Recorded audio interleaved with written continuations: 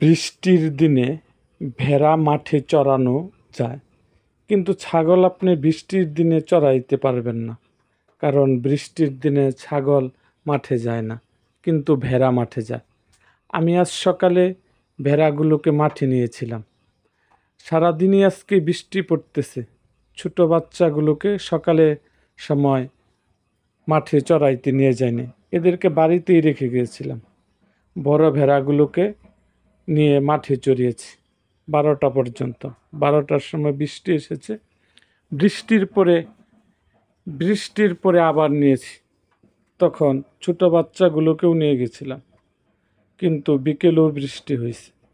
এতে আমার 5টা বাচ্চার ভেতর 2টা বাচ্চা ভিজে গেছে। আসলে ভিজার কারণ হলো অর্ধেক ভেড়া আমার একটা জায়গায় আশ্রয় নিয়েছিল, বাকি ভেড়াগুলো তারা বৃষ্টির মধ্যেই খেয়েছে। কিন্তু বৃষ্টির মধ্যে ছাগল আপনার খাবে না, ভেড়া বৃষ্টির মধ্যে ভিজে খায়।